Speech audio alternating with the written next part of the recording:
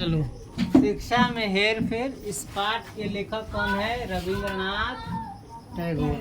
अब चलो, मान के चलो तुम में से किसी को शिक्षा मंत्री बना दिया जाए तो क्या करोगे? शिक्षा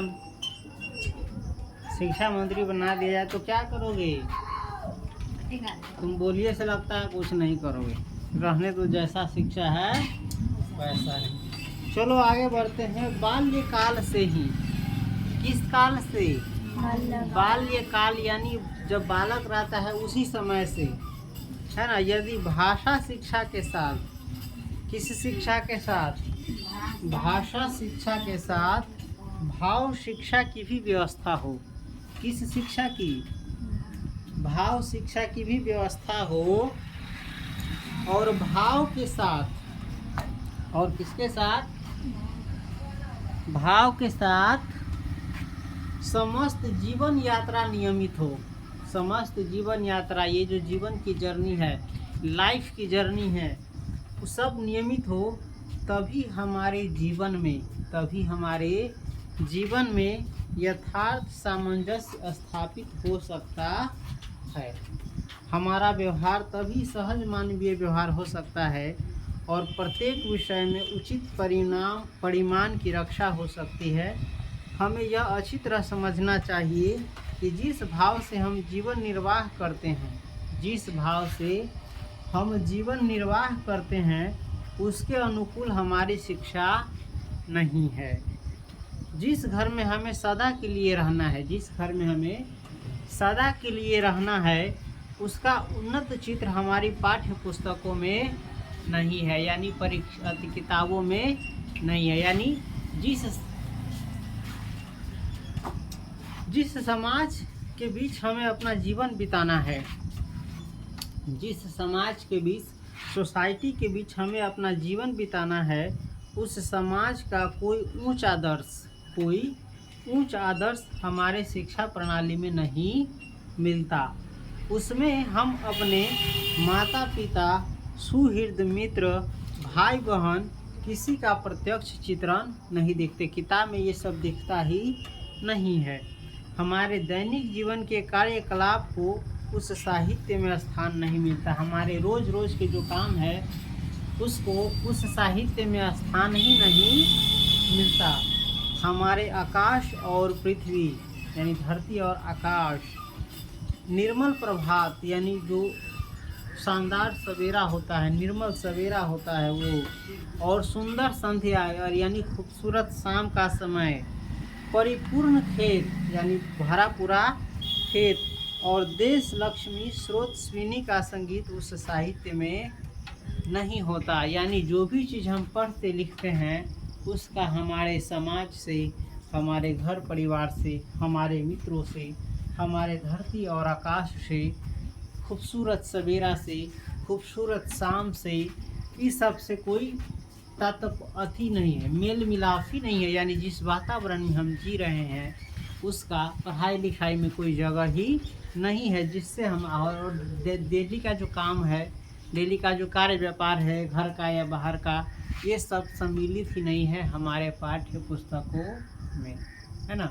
जो कि सम्मिलित होना चाहिए ताकि हम किसी चीज़ को अच्छे से प्रैक्टिकली समझ सके। यह सब देखकर हम समझ सकते हैं कि वर्तमान शिक्षा के साथ, यानी आधुनिक जो शिक्षा है, उनके साथ हमारे जीवन का निविड़ मिलन होने की कोई संभावना नहीं है।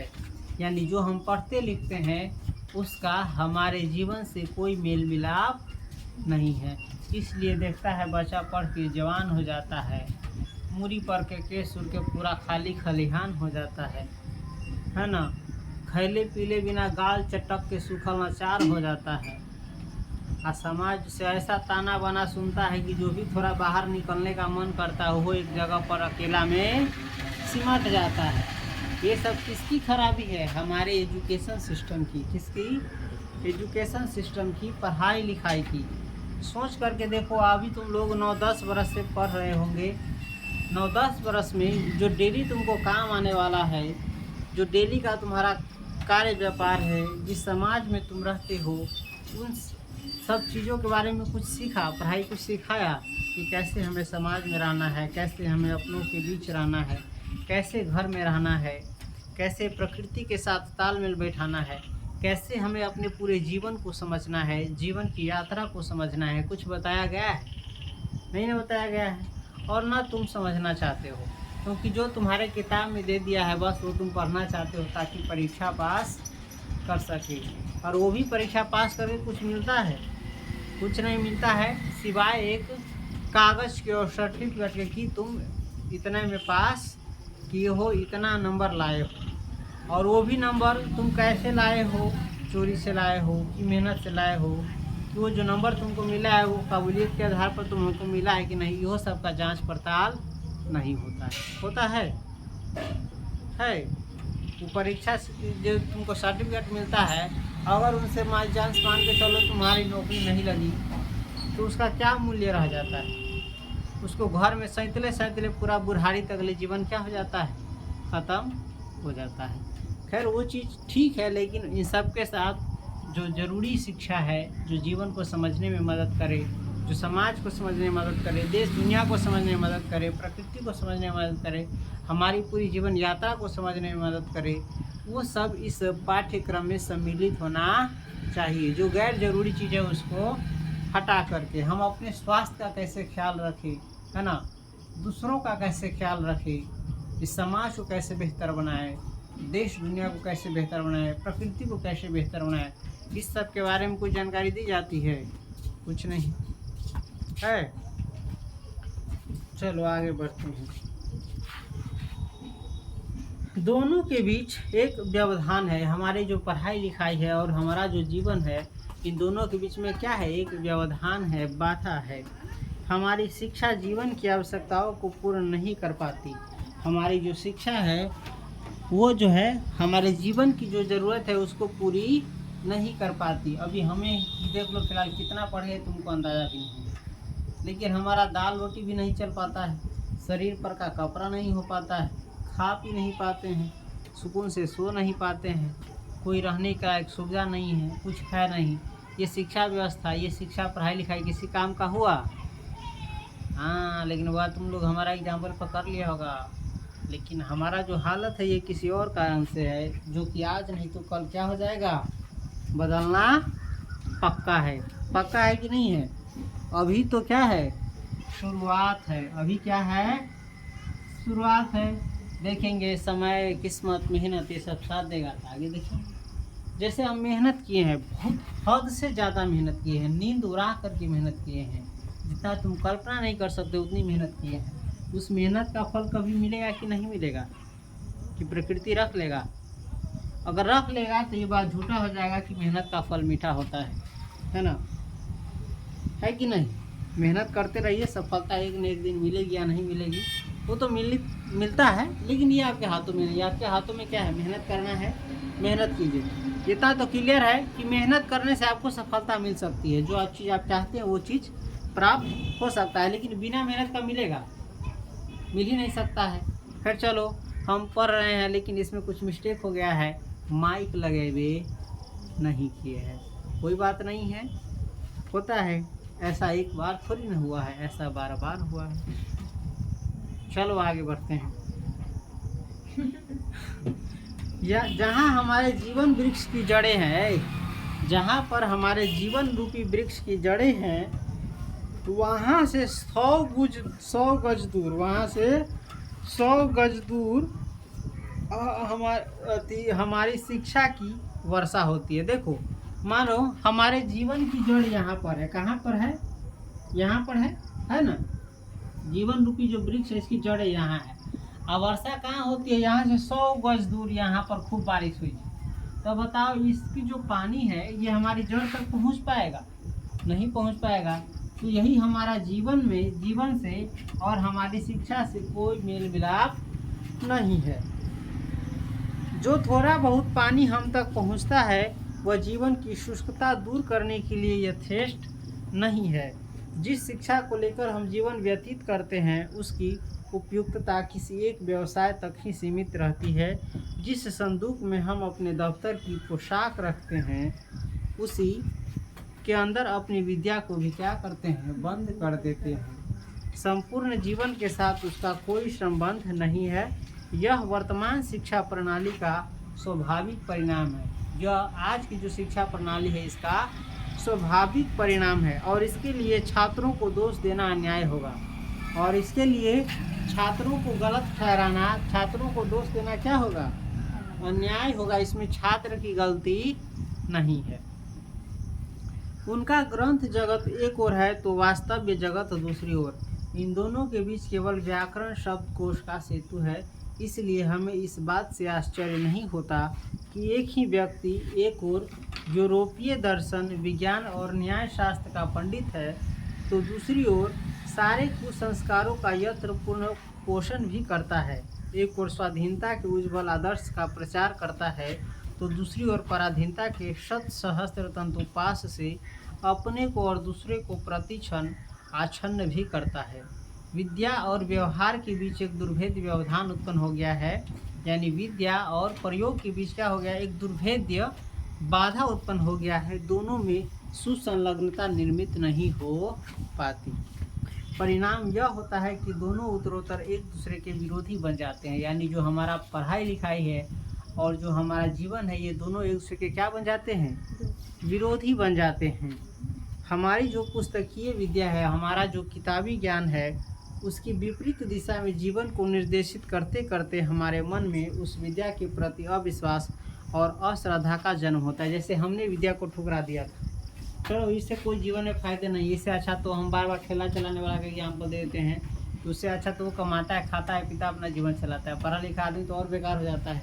30-35 की उम्र में सोचता है अब दाल का खर्चा कैसे होगा, दाल चावल कैसे आएगा, और तब तक ये क्या किया रहता है, खा पी के अच्छा लाइफ जी चुका होता है, पढ़ा लिखा से बेहतर। ये है आज का एजुकेशन सिस्टम। हम सोचते हैं कि यह विद्या एक सारहीन और मिथ्या वस्तु है। हम सोचने लगते हैं कि यह जो विद्या है, यह जो ज्ञान है, एक अर्थहीन, सारहीन, मिथ्या वस्तु है, यानी झूठी वस्तु है। और समस्त यूरोपीय सभ्यता इसी मिथ्या पर आधारित है। जो कुछ हमारा है वह तो सत्य है। जिधर विद्या हमें ले जाती है उधर सभ्यता नामक एक मायाविनी का साम्राज्य है। हम यह नहीं देखते कि विशेष कारणों से हमारे लिए यह शिक्षा निष्फल सिद्ध हुई है। यह हम नहीं देखते हैं कि विशेष कारणों से, किसी कारण से, जो किसी खास कारण से हमारे लिए यह शिक्षा क्या साबित हुई है, निष्फल यानी बेकार साबित हुई है। बल्कि हम यह स्थिर करते हैं कि इस विद्या के अंदर स्वभावतः एक बृहत निष्फलता विद्यमान है। इस तरह जब हम शिक्षा के प्रति अश्रद्धा व्यक्त करते हैं तब शिक्षा भी हमारे जीवन से क्या हो जाती है, विमुख हो जाती है, अलग हो जाती है। हमारे चरित्र के ऊपर शिक्षा का प्रभाव विस्तृत परिमाण में नहीं पड़ता। शिक्षा और जीवन का आपसी संघर्ष बढ़ता जाता है। वे एक दूसरे का परिहास करते हैं। जीवन का तिहाई हिस्सा हम जिस शिक्षा में बिताते हैं वह यदि हमारे संपूर्ण जीवन से असंलग्न हो जाए और किसी अन्य विद्या के प्राप्त करने का अवसर हमें न मिले तो अपने अस्तित्व को सार्थक बनाने का कोई साधन हमारे पास नहीं रह जाता। देखो, शिक्षा में हम अपने जीवन का 1/3 हिस्सा बर्बाद करते हैं। देखो 60 वर्ष की हमारा उम्र है और लगभग इसमें 20 वर्ष जो है हम किसमें बर्बाद कर देते हैं, शिक्षा में ही। फिर भी इसका जो है हमारे जीवन से पूर्ण संलग्नता नहीं होता है, जुड़ाव नहीं होता है। समझ गया? इसीलिए शिक्षा और जीवन में सामंजस्य निर्माण करने की समस्या आज हमारे लिए सर्वप्रधान विचारणीय विषय है। इसीलिए शिक्षा और जीवन में सामंजस्य निर्माण करने की समस्या क्या है, आज हमारे सामने क्या है, सर्वप्रधान या सबसे मुख्य विचारणीय विषय है शिक्षा के बारे में। इस प्रकार हमें शिक्षा में क्या करनी चाहिए, जो हमारे जीवन से जुड़े, इसके लिए हमें शिक्षा में क्या करनी चाहिए, बदलाव लानी चाहिए, जो कि हमारे जीवन को बेहतर बनाए, जीवन को समझने में मदद करे, पूरे जीवन को, समाज को, सोसाइटी को, दुनिया को समझने में मदद करे और हमारा जीवन को क्या करे, अच्छा बनाए, सफल बनाए। तब ना शिक्षा काम का हुआ। नहीं तो बताओ, इतना समय देता है, जीवन का 1/3 बहुत ज़्यादा हिस्सा होता है ना, ये हम शिक्षा में व्यतीत करते हैं और शिक्षा हमारे कोई काम का रह ही नहीं जाता है। पहले ही कह चुका हूँ कि हमारे बाल्यकाल की शिक्षा में भाषा के साथ भाव नहीं होता, जो भाषा हम पढ़ते हैं उसके साथ भाव नहीं होता। और जब हम बड़े होते हैं तो परिस्थिति इसके ठीक विपरीत हो जाती है। अब भाव होते हैं लेकिन उपयुक्त भाषा नहीं होती। इस बात को भी पहले उल्लेख कर चुका हूँ कि भाषा शिक्षा के साथ साथ भाव शिक्षा की वृद्धि न होने से यूरोपीय विचारों से हमारा यथार्थ संसर्ग नहीं होता। और इसलिए आजकल बहुत से शिक्षित लोग और इसीलिए आजकल बहुत से पढ़े लिखे लोग जो है यूरोपीय विचारों के प्रति अनादर व्यक्त करने लगे हैं। दूसरी ओर जिन लोगों के विचारों से मातृभाषा का दृढ़ संबंध नहीं होता, वे अपनी भाषा से दूर हो जाते हैं और उसके प्रति अब उनके मन में अवज्ञा की भावना उत्पन्न हो जाती है। हम चाहे जिस दिशा से देखें, यानी जिस प्रकार से देखें, हमारी भाषा, जीवन और विचारों का सामंजस्य दूर हो गया है। हमारा व्यक्तित्व विशीर्ण होकर निष्फल हो रहा है। वह अपने बीच कोई अखंड एक उपलब्ध करके बलिष्ठ नहीं हो पाता। जिन चीज़ों की उसे ज़रूरत है वे उसके पास नहीं है। कहानी है, देखो कहानी है, एक निर्धन आदमी है, एक निर्धन आदमी यानी एक गरीब आदमी जो है जाड़े के दिनों में, किसके दिनों में, जाड़े के दिनों में रोज भीख मांग कर, रोज क्या मांग करके, भीख मांग कर गरम कपड़ा बनाने के लिए, कौन सा कपड़ा बनाने के लिए, गरम कपड़ा बनाने के लिए धन संचय करता, लेकिन यथेष्ट धन जमा होने तक जाड़ा बीत जाता। कहानी एक निर्धन व्यक्ति जो है जाड़ा में गरम कपड़ा बनाने के लिए भीख मांग करके धन जमा करता है, और जब तक धन जमा करता है तब तक जाड़ा क्या हो चुका होता है, बीत चुका होता है। उसी तरह जब तक वह गर्मी के लिए जब तक वह किसके लिए, गर्मी के लिए उचित कपड़े की व्यवस्था कर पाता, तब तक गर्मी भी क्या होती है, बीत जाती है। पता वाह, देखो ना ऊपर का दही हुई वाला है, दे दो। एक दिन जब देवता ने उस पर तरस खाकर उससे वरदान मांगने को कहा, तो वह बोला, मेरे जीवन का यह हेर फेर दूर कर दो, मेरे जीवन का यह हेर फेर क्या करो, दूर करो। जाड़ा में जो है हम गर्म कपड़ा बनाने के लिए धन जमा करते हैं तो जाड़ा बीत चुका होता है। गर्मी में उचित कपड़ा के लिए धन जमा करते हैं तब तक गर्मी खत्म हो चुका होता है ना। जैसे जब तुमको भूख लगी है, इतना देर में खाना मिला कि पहले तुम्हारा भूखे मर गए, है ना। अब फिर तुमको क्या है, उल्टा हो जाता है। चलो आगे कहता है, मेरे जीवन का हेर फेर दूर करो, मुझे और कुछ नहीं चाहिए। मैं जीवन भर गर्मी में गर्म कपड़े और सर्दी में ठंडे कपड़े प्राप्त करता रहा हूँ। कैसी, मैं जीवन भर क्या करता रहा हूँ, गर्मी में गर्म कपड़े, गर्मी में हमारा ठंडा कपड़ा मिले चाहिए तो गर्म कपड़ा मिला है, और जाड़ा में गर्म कपड़ा मिलना चाहिए तो हमको ठंडा कपड़ा मिला है ना। तो इस हेर फेर को क्या कीजिए, दूर कर दीजिए, इस परिस्थिति में संशोधन कर दो, बस मेरा जीवन क्या हो जाएगा, सार्थक हो जाएगा। समझ गया। हमारी प्रार्थना भी यही है कि हेर फेर दूर होने से ही हमारा जीवन क्या होगा, सार्थक होगा। हम सर्दी में गर्म कपड़े और गर्मी में ठंडे कपड़े जमा नहीं कर पाते, तभी हमारे जीवन में इतना क्या है, दैन्य है, गरीबी है, अभाव है। वरना हमारे पास सब कुछ है, हमारे पास क्या है, सब कुछ है। हम विधाता से यही वर मांगते हैं कि हमें क्षुधा के साथ अन्न, यानी भूख के साथ अन्न, शीत के साथ वस्त्र यानी ठंडा के साथ कपड़ा, भाव के साथ भाषा या भाव के साथ भाषा, और शिक्षा के साथ जीवन प्राप्त करने दो। हमारी दशा तो वैसी ही है कि पानी बीच मीन प्यासी, मोही सुनी सुनी आवे हंसी। देखो तुमको सुन करके हंसी आएगा कि पानी के बीच में यानी पोखरी में, तालाब में, चाहे नदी में, चाहे कुछ में, मछली पानी के बीच में है और पानी में वो क्या है, प्यास से तड़प रही है, तो सुन करके हंसी लगेगा कि नहीं लगेगा। तो हम धरती पर सब कुछ है लेकिन हम भूखे प्यासे अच्छा जीवन के लिए क्या कर रहे हैं, तरस रहे हैं। इससे अच्छा तो ये जीवन ना होता, न तो हेर फेर ना होता है कि नहीं है। बताओ, हमारा पूरा जीवन हमारा जीवन का कहानी तो अब नहीं कहते हो बाबू, कैसन कहानी हम क्या करें। आए पुरानिया में हड्डी न रहतो तब तोरा खसी के मांस में दुखा लगी तो कैसन लगता। आए मान के चल तोरा आँख न रहतू पुरानिया में तो रामायण देखे लगी मिलतू चाहे महाभारत चाहे फिल्म तो कैसन लगता। चल कानों में ठेकी पड़ गया तू पुरानिया में तब कथी कर कथी तैयो रख ले। मान के जब तोरा पचतौ न से तू लाखा कस के तब कथी कर न खाई। चल तू पानी के बीच में खड़ा छे तो कभी हो बाऊ प्यास से हमर गला सूख रहा है तब पानी पी लो ससुर, कुछ ना कुछ तो कमी है। चलो आगे बढ़ते हैं। वही कर रहा है पानी बीच मीन प्यासी मोही सुन सुनी आवे हंसी, है ना।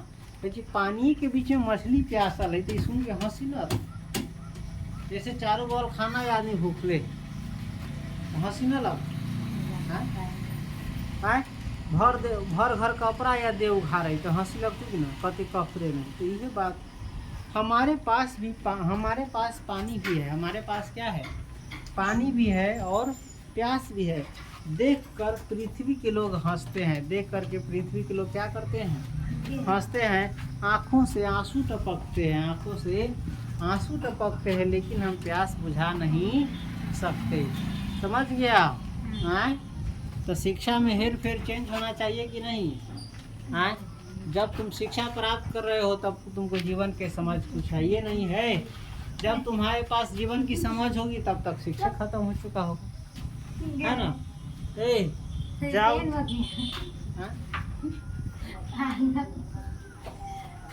जाओ तो जाओ। चलो फिर चलो आगे।